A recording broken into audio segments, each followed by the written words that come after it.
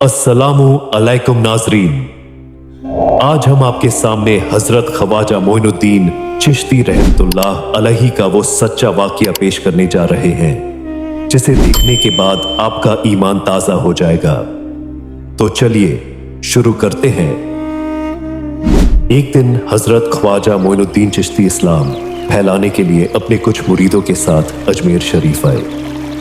जिस मकाम पर ख्वाजा साहब ने मुकाम किया वहां करीब ही एक बड़ा तालाब था जिसे वहां के हिंदू लोग अना सागर कहते थे।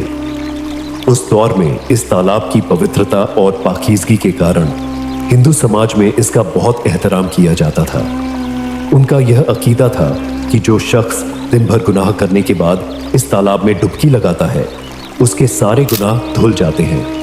इसी वजह से वे इस तालाब को हमेशा दियों से सजा कर रखते थे। कहा जाता है कि इस तालाब में हर रात दिए जलाने के लिए तकरीबन 3 मन तेल की जरूरत होती थी। तालाब की पवित्रता और पाकीज़गी के कारण वहां सभी हिंदुओं को जाने की इजाजत नहीं थी। सिर्फ ऊंची जाति के ब्राह्मण ही वहां डुबकी लगा सकते थे और तालाब के पानी को छू सकते थे। उनका मानना था कि अगर ब्राह्मणों के अलावा कोई और तालाब के पानी को छू ले तो तालाब अपवित्र नापाक हो जाएगा। हजरत ख्वाजा मोइनुद्दीन चिश्ती रहमतुल्लाह अलैह और उनके मुरीद लंबे सफर से थके हुए थे। कुछ देर आराम फरमाने के बाद जब नमाज का वक्त हुआ तो ख्वाजा मोइनुद्दीन चिश्ती रहमतुल्लाह अलैह ने हजरत बख्तियार काकी को अजान देने का हुक्म दिया। हुक्म पाते ही हजरत बख्तियार काकी रहमतुल्लाह अलैह ने अजान देनी शुरू की। उस वक्त हिंदुस्तान ने तौहीद का पैगाम और अजान के अल्फाज पहले कभी नहीं सुने थे। जब लोगों ने पहली बार अजान के अल्फाज सुने तो उनके दरमियान हलचल मच गई। लोग अपने घरों से बाहर आकर कहने लगे, ये लोग कौन हैं और ये क्या पढ़ रहे हैं। अजान खत्म होने के बाद हजरत ख्वाजा मोइनुद्दीन चिश्ती रहमतुल्लाह अलैह और उनके साथी अना सागर तालाब पर जाकर वुजू करने लगे। जब हिंदू पुजारियों ने देखा कि एक अजनबी दरवेश उनके मखसूस विशेष तालाब का इस्तेमाल कर रहा है तो उनके दिलों में गुस्से की आग भड़क उठी। एक पुजारी चिल्लाया, यह दरवेश कहां से आ गया? बिना हमारी इजाजत के इसने हमारे पाक तालाब को हाथ लगा दिया। हम इस तालाब को कितना मुकद्दस पवित्र मानते हैं और इन मुसाफिरों ने इसे नापाक कर दिया। इसका कोई हल निकालना होगा। इसके बाद ख्वाजा साहब ने तमाम साथियों के साथ मिलकर नमाज अदा की। लोग ये मंजर देखने लगे और आपस में कहने लगे, ये तो कोई अजीब फकीर है। हमारे मंदिरों में सभी देवी देवता मौजूद हैं और ये उनकी इबादत न करके किसी नए खुदा की इबादत कर रहा है। अगर मंदिर के बाहर भी कोई खुदा है तो उसे भी मंदिर में रखा जाना चाहिए ताकि लोग उसकी भी पूजा कर सके। शाम ढलने लगी। शाम होते ही राजा पृथ्वीराज के ऊंटों के चरवाहे अपने ऊंटों को लेकर उस जगह पहुंचे। इत्तेफाक से ख्वाजा साहब भी उसी जगह पर तशरीफ फरमा थे जहां आमतौर पर राजा के ऊंट आराम किया करते थे। चरवाहों ने देखा कि एक दरवेश का काफिला उनके मकाम पर बैठा हुआ है। उन्होंने ख्वाजा साहब और उनके साथियों से कहा, ऐ बाबा, आप कहां से तशरीफ लाए और यहां आकर बैठ गए?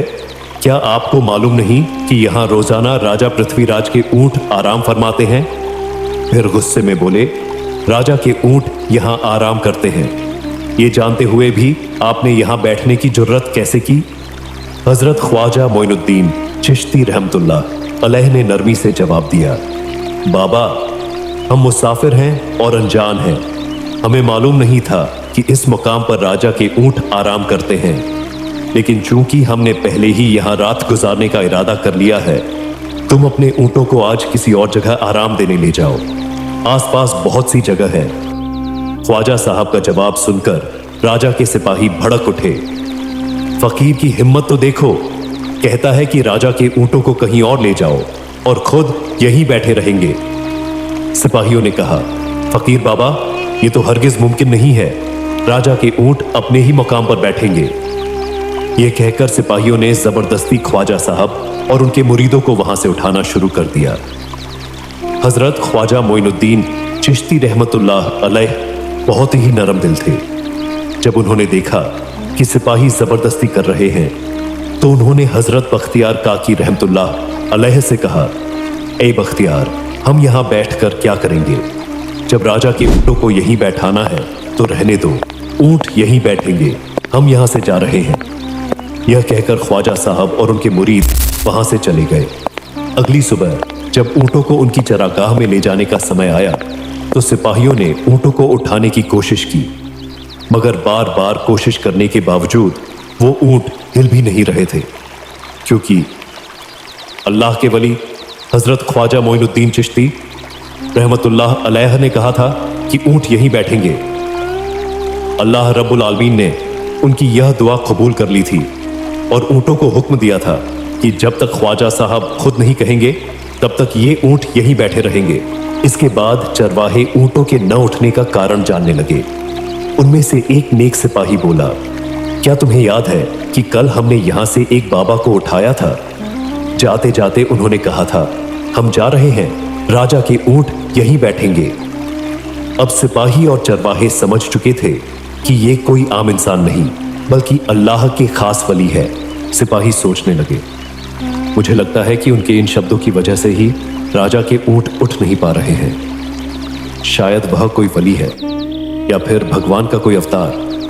वे इस बात को अपने राजा पृथ्वीराज के सामने रखने का फैसला करते हैं। इसके बाद सिपाही राजा पृथ्वीराज के पास पहुंचे और हाथ जोड़कर निवेदन किया, महाराज, हमने बहुत कोशिश की लेकिन आपके ऊंटों को उनकी जगह से हिला भी नहीं सके।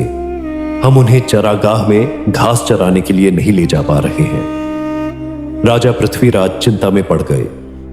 क्या ऊंटों को कोई बीमारी हो गई है जिसकी वजह से वे उठ नहीं पा रहे हैं? सिपाही ने सिर झुकाकर कहा, महाराज, ऊंट पूरी तरह से स्वस्थ है, उन्हें कोई बीमारी नहीं है।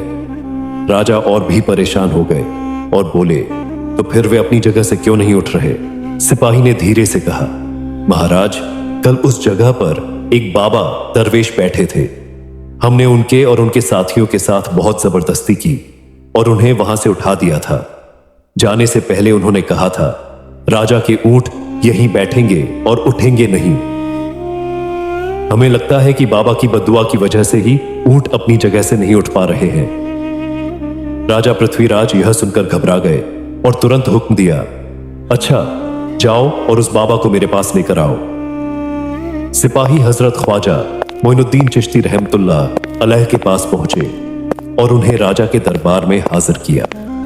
राजा पृथ्वीराज ने गुस्से से पूछा, ए बाबा, तुमने मेरे ऊंटों को क्यों बंदी बना दिया? मेरे ऊंट भूख से मर रहे हैं। तुम मेहरबानी करो और उन पर से अपना जादू हटा दो। अगर जादू नहीं हटाया तो मेरे ऊंट भूख से मर जाएंगे। राजा की बात सुनकर हजरत ख्वाजा मोइनुद्दीन चिश्ती रहमतुल्लाह अलैह हल्की सी मुस्कान के साथ बोले, अल्लाह के बंदे, हम मुसलमान हैं और मुसलमान कभी जादू नहीं करते। तुम्हारे ऊंटों को मैंने नहीं बल्कि इस दुनिया को चलाने वाले अल्लाह ने बैठाया है। उन्हीं के हुक्म से ऊंट बैठे हैं और उन्हीं के हुक्म से उठेंगे। लेकिन मैं उस अल्लाह से दुआ कर सकता हूं कि वह तुम्हारे ऊंटों को उठने की तौफीक दे। जैसे ही ख्वाजा साहब ने दुआ की, चरवाहों ने देखा कि ऊंट अपनी जगह से उठकर चरागाह की तरफ बढ़ने लगे। यह नजारा देखकर सिपाही चौंक गए और हैरान रह गए। ख्वाजा मोइनुद्दीन चिश्ती रहमतुल्लाह अलैह की करामात पूरे अजमेर में फैलने लगी। जैसे जैसे हिंदू लोग इस्लाम की सच्चाई को समझने लगे, मंदिरों के पुजारी परेशान हो गए। पुजारियों को डर सताने लगा, अगर यही हाल रहा तो सारे हिंदू मुसलमान हो जाएंगे, फिर हमारे देवताओं की पूजा करने वाला कोई नहीं बचेगा। पुजारियों ने राजा पृथ्वीराज चौहान के पास जाकर शिकायत की, महाराज, यह बाबा हमारे देश में अशांति फैला रहे हैं। अगर आपने अभी कुछ नहीं किया तो यह बाबा सभी हिंदुओं को मुसलमान बना देंगे। राजा ने पूछा, तुम्हें ऐसा क्यों लगता है? पुजारियों ने कहा, महाराज, यह बाबा कहते हैं कि जिन मूर्तियों की हम पूजा करते हैं वे पूजनीय नहीं हैं, बल्कि यह सिर्फ पत्थर है जिनमें कोई जान नहीं है। ये भोले भाले लोगों को भटका रहे हैं। इसके अलावा वे हमारे पवित्र तालाब को अपवित्र कर रहे हैं। हर दिन उसमें हाथ डालकर उसे नापाक बना देते हैं। राजा को गुस्सा आ गया और उन्होंने ख्वाजा साहब को दरबार में बुलाने का हुक्म दिया। जब हजरत ख्वाजा मोइनुद्दीन चिश्ती रहमतुल्लाह अलैह दरबार में हाजिर हुए तो राजा ने गुस्से में कहा, ए बाबा, हम देख रहे हैं कि तुम गाय माता का मांस खाते हो और हमारे देवताओं का अपमान करते हो, हमारे धर्म के बारे में उल्टी सीधी बातें करते हो। हम इसे बर्दाश्त नहीं कर सकते। राजा ने आगे कहा, हम यह भी देख रहे हैं कि तुम हमारे पवित्र तालाब को अपने नापाक हाथों से गंदा कर रहे हो। तुम्हें फौरन हमारे देश से निकल जाना चाहिए। ख्वाजा साहब मुस्कुराए और फरमाया, महाराज, हम लोग तो सिर्फ वजू अल्लाह की इबादत से पहले हाथ मुंह धोना करते हैं, नहाते नहीं। अगर शुद्ध लोग नहाने से तुम्हारे तालाब का पानी गंदा नहीं होता तो सिर्फ हमारे हाथ धोने से वह अपवित्र कैसे हो सकता है? राजा ने जवाब दिया, वो सभी लोग हमारे धर्म के हैं, लेकिन तुम बाहरी हो, इसलिए तुम्हारे छूने से तालाब नापाक हो जाता है। ख्वाजा साहब ने फरमाया, ठीक है, हम अब तुम्हारे तालाब के पानी को हाथ नहीं लगाएंगे, लेकिन हमें पानी की जरूरत है, तो क्या हम सिर्फ एक बर्तन में पानी ले सकते हैं? राजा ने कहा, ठीक है, लेकिन ध्यान रखना तुम्हारा हाथ तालाब को न छुए। ख्वाजा साहब ने अपने खलीफा हजरत बख्तियार काकी रहमतुल्लाह अलैह से कहा, जाओ, बहुत एहतियात से तालाब से पानी ले आओ, लेकिन हाथ पानी को न छुए। हजरत बख्तियार काकी तालाब के पास गए, बर्तन को पानी में डुबोया, लेकिन जैसे ही उन्होंने बर्तन निकाला, एक करिश्मा हो गया। पूरा तालाब बर्तन में समा गया। अना सागर पूरी तरह सूख गया और वहां सिर्फ सूखी रेत रह गई। पुजारियों ने यह नजारा देखा तो डर से कांपने लगे और राजा के पास भागे। महाराज, भारी संकट हो गया है। बाबा ने हमारे पूरे तालाब का पानी ले लिया, अब हम अपने पाप कैसे धोएंगे? राजा गहरी सोच में पड़ गया। अगर उसने ख्वाजा साहब के खिलाफ सेना भेजी और उन्होंने कोई और करिश्मा दिखा दिया तो समस्या और बढ़ सकती थी। राजा ने कहा, जाओ, उस बाबा को फिर से मेरे पास बुलाओ, मैं देखता हूं कि वह क्या चाहता है।